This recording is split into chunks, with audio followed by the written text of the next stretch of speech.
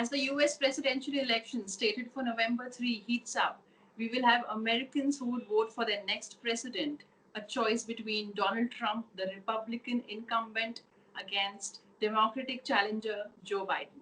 I'm Radhika Dhawan, and today I'm joined by political analyst Nitin Ronge, who has witnessed these elections in the US for quite many years now. Mr. Ronge was one of the 27 Asians who got a chance and who was chosen for a prestigious fellowship program in the US, which was sponsored by the US government. Welcome, sir. Thank you so much, Radhika. Hi. Please tell me, how does the US election process works over there? We Indians may find this, quite complicated because, in India, it's like we have a simple system, like, if a candidate is running, whosoever gets 50% of the vote, he is declared as the winner. 51% of the vote is always declared as the winner. But if you look at the American US election system, it goes through a lot of process. Like, people would be surprised to know, like, we have the elections on 3rd of November, but Trump or say his opponents have been canvassing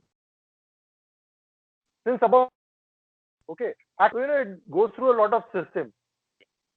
Why this thing happens is, there is a system called as an electoral college in the USA. That's a system which they have evolved over the years to make it a mature democracy. Look, when the people in USA, when they first thought of, building a good democracy, they, all these US people, the, original inhabitants, they had all migrated from the USA, from Europe. So they wanted a system which, which keeps away from a party ideology, or, something which can be frayed away by an individual on any thought. No, they wanted to have a very mature system, which is called as the electoral college. Now, if you want to know about it, it's, it's like, if you compare it with India, so I'll give you a very small example, and, let's compare it with our leaders. Say Narendra Modi and Amit Shah are the president and the vice president nominees from A party, and say Rahul Gandhi and say Ghulam Nabi Azad are from B party. Supposing both go and do their canvassing in Uttar Pradesh, now they don't have to see that, who is the member of parliament being elected there and all that. If they garner 51% of the total votes polled in the Uttar Pradesh, they will walk away with 72 electoral. Say Narendra Modi wins Uttar Pradesh. Say Rahul Gandhi wins in Maharashtra, he'll take away the 48 votes from 48 votes from Maharashtra. Say if they go and fight in Goa, there are 2 seats there. Whosoever gets 51% votes in Goa, he'll take away the 2 votes from there. So this all builds a electoral process. There are total 538 electoral votes in the USA taken together, 438 of representatives and 100 from the Senate. That is the upper house, what you completely evolved process all these years. And it's very interesting. It might look a bit complicated, or, it baffles us as Indians sometimes. But if you go into deep at it, it's very interesting. Look, the major thing why this has happened is because nobody should be able to take these small states, for granted. Then every state has its importance. Say a state becomes a swing state, it can go either way. So every state is given equal importance, and that is the reason that, this system is evolved in the United States of America.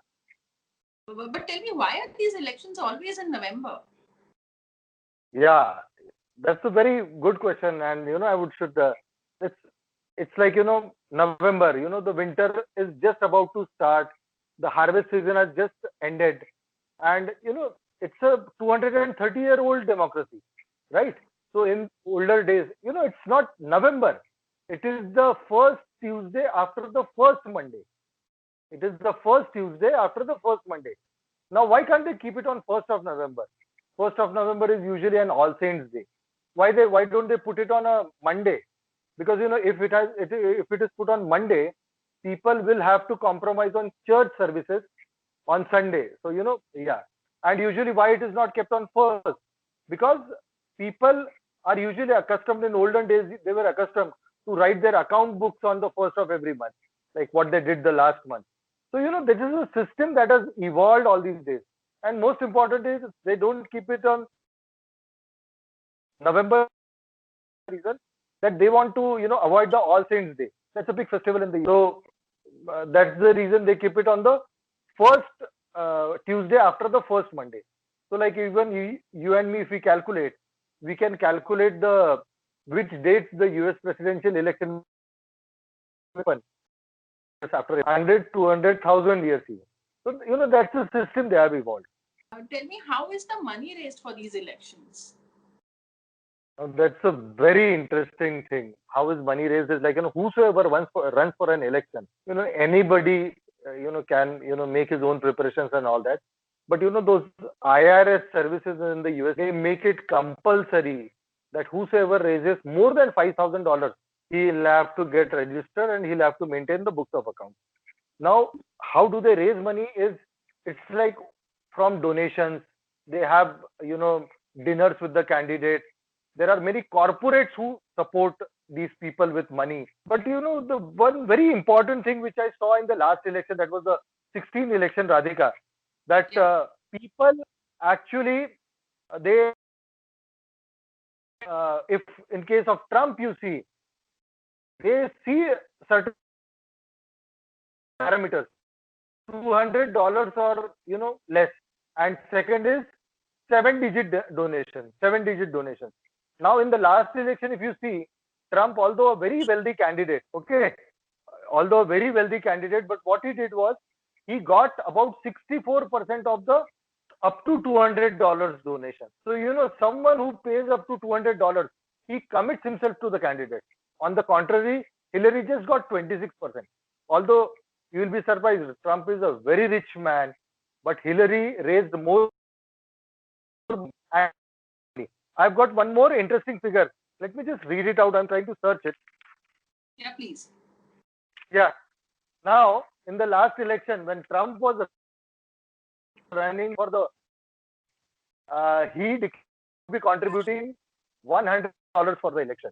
He actually didn't do that. He just contributed $65 million. And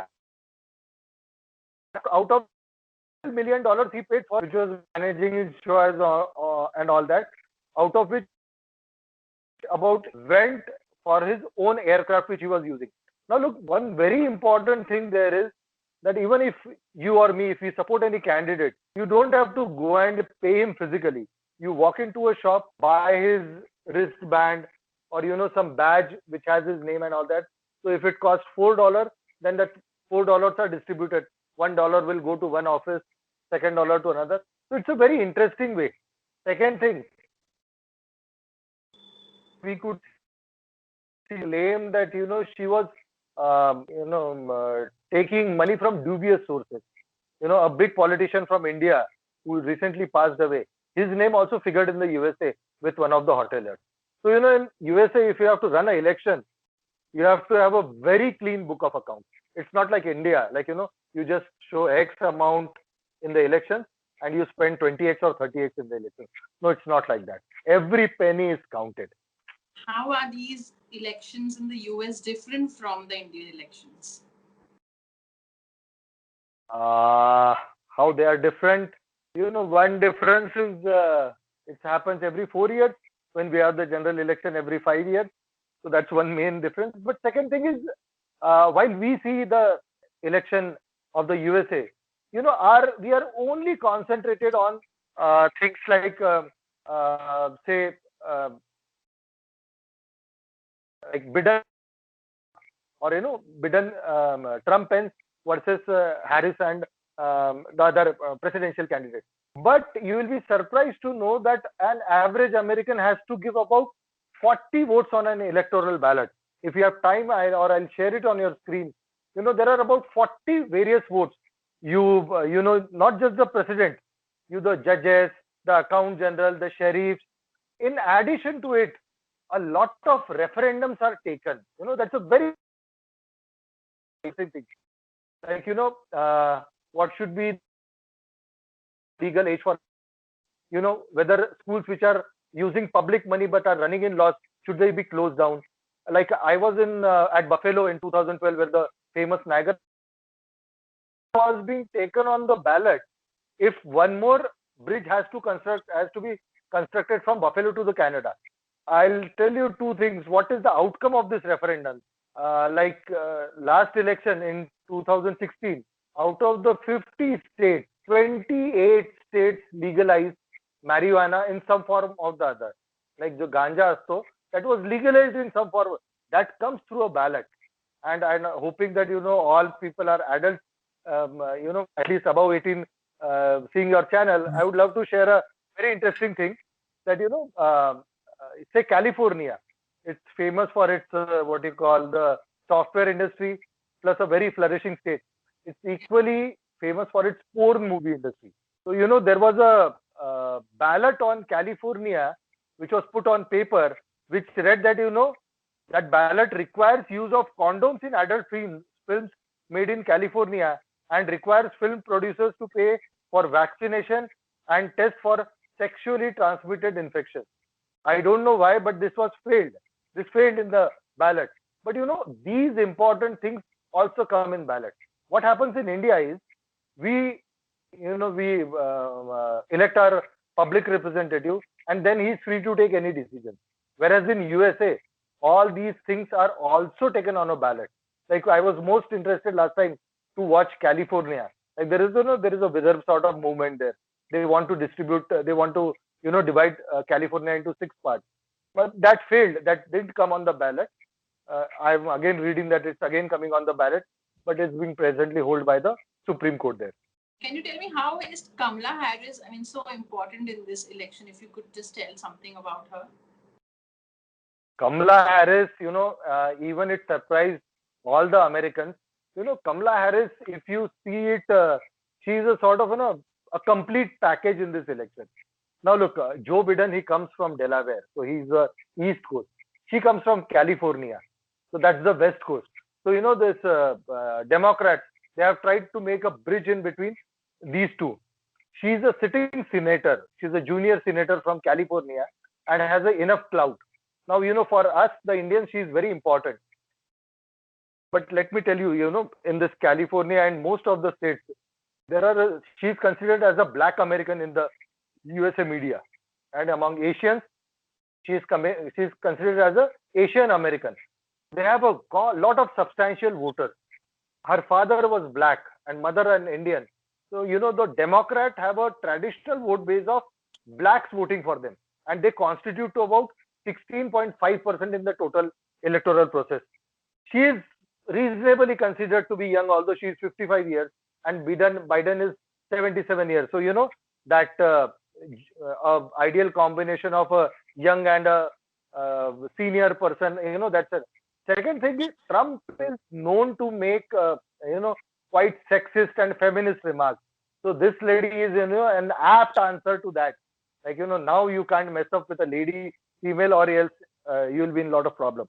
If you see the figures of last elections, that was 2016, 54% of females, they voted for Hillary. So they want to retain those votes.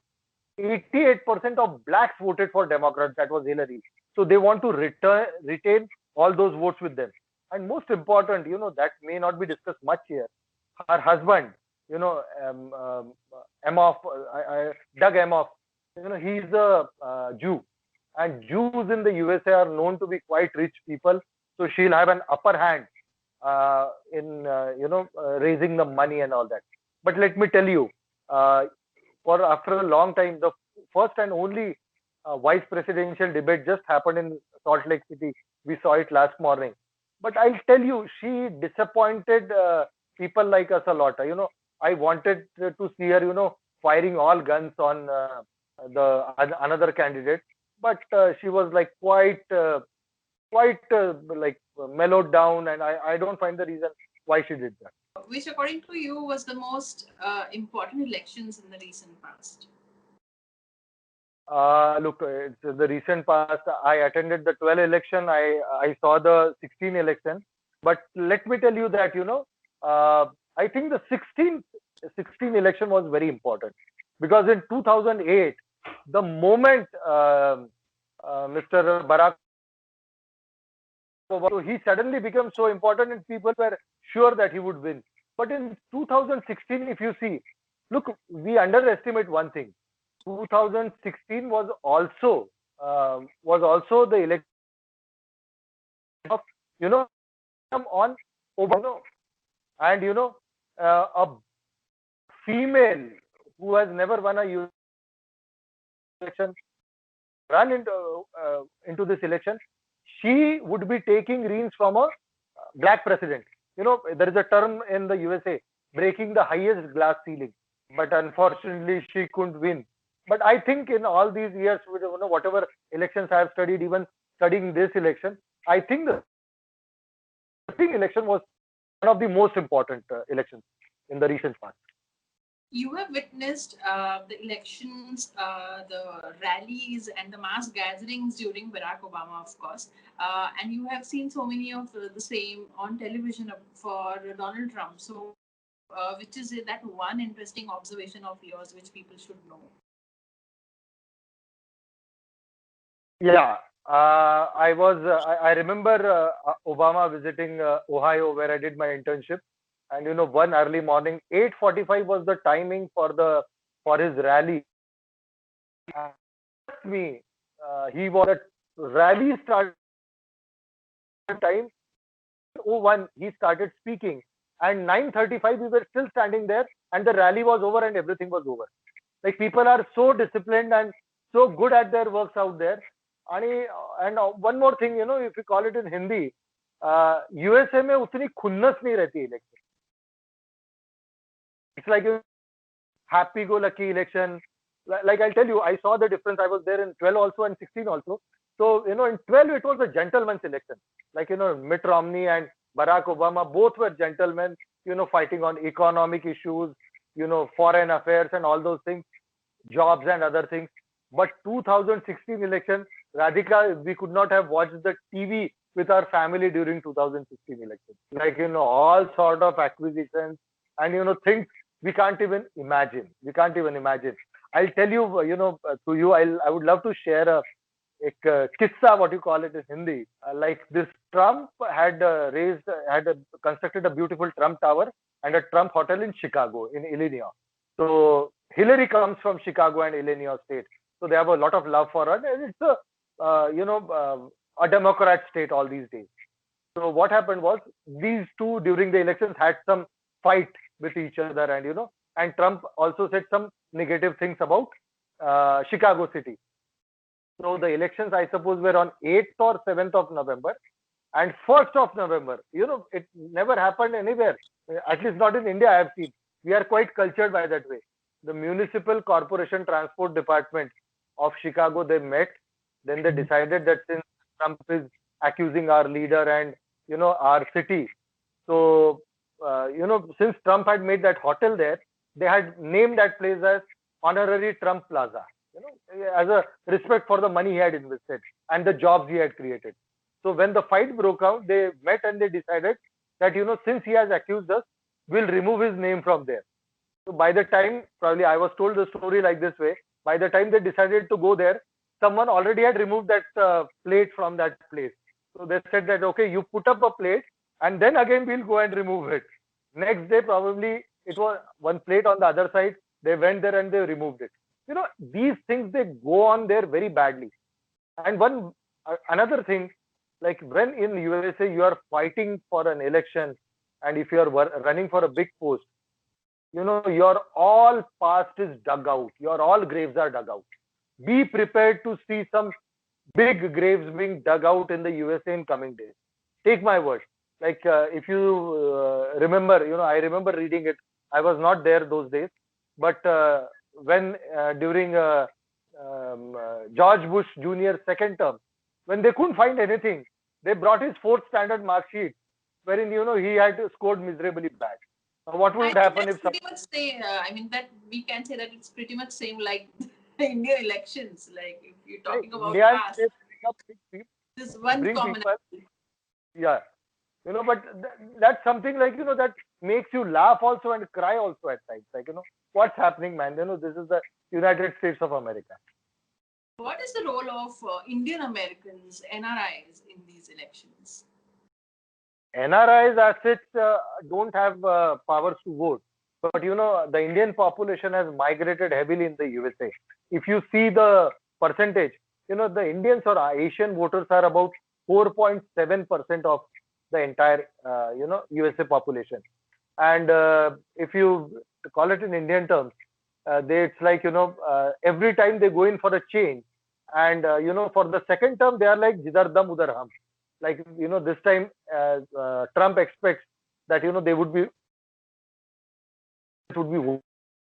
Trump. Although Democrats are making all measures to see. And yes, Indians are so important. I don't know if you will be able to see it, but I was in Chicago in November 2016, and if your viewers can see, the ballot of the Chicago ballot of Chicago had printing in Hindi on that. If you can see that, all instructions, everything, they were in Hindi. So they call it as Hindi or Hindu voters. Hindi voters is the terminology. And I was so surprised that we were doing our internship at the office of. We had visited the office of Tammy Duckworth, one of the senators who was running, and adjacent to her office was the office of Board of Elections of Chicago city, and there was an officer, a lady of Indian origin, who was an outreach officer to take care of all the voters to ensure that they vote. So that's very important. So Indians, Hispanics, they are like they have a power to turn the tide of any. Like if you see, what would be the swing states? As I told you, the swing states: Iowa, Wisconsin, Arizona, North Carolina, Michigan, Ohio, Pennsylvania, and Florida. Now look, all these, they contribute to about 125 seats. That is about 23% of the total seats. And look, these Indian votes or Asian votes swinging in one direction can change the course of the election. Someone shared with me, and I was discussing with someone. There were, people were speaking or announcing on the loudspeaker in Marathi last week somewhere in Washington or something. It's like these are the important Indians these days in the US.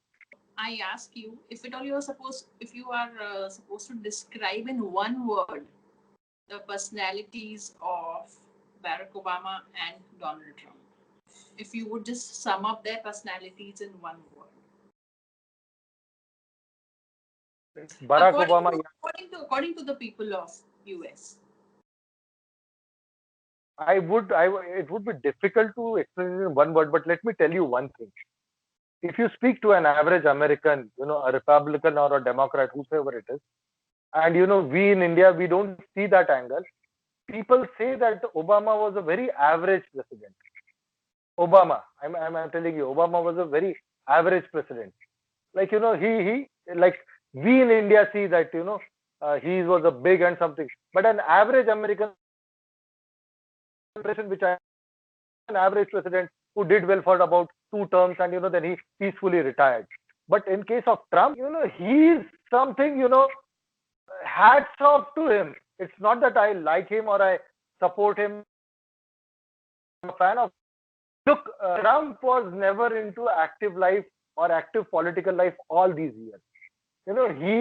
He always said that like if I have to run for a president, like 20 years back, he said I would run as a Republican because they are the most foolish people in the world and they believe whatever Fox News says. These are his words. But out of out of the blue, he came in. He rivals, won with a thumping majority in these primaries, and he also won as the president of the United States. I'll tell you, and he was very unconventional in his campaign in 2016. We again went to Ohio, anticipating that he would come there. So since he knew that Ohio, it is with him, and he didn't come to Columbus. He went to, I think, some other city in Ohio, Cleveland, I suppose. He he wanted to garner votes there. So he's a very smart person, and he manages his politics as he used to run his business. It's difficult to distinguish these two gentlemen in one single word. I'm short of words, honestly. What do you think? What would be the outcome of the 2020 elections in US?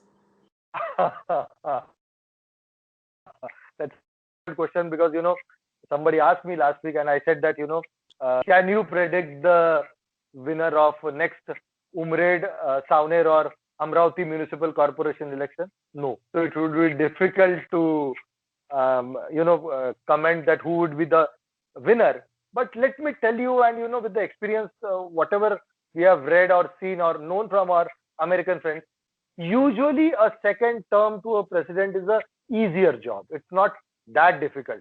But yes, Trump has got a lot of problems. Number one, the COVID. About 2.5 lakhs people are already. The economy is not doing well. He is not in a position to give another stimulus package. Crime has increased in the USA. Unemployment has increased. And to top up all that, black is one big. So this would be the most closest election in the history of the United States. That's one thing. And yes, you never know what is going to come in times to come, because as I told you, people dig each other's grave. So a lot of new things are going to come up. Let's be prepared for some good entertainment in times to come. Thank you so much. Thank you for joining with us. Subscribe to Nation Next YouTube channel and press the bell icon to get regular updates from Nation Next. Also like Nation Next Facebook page and follow us on Instagram and Twitter.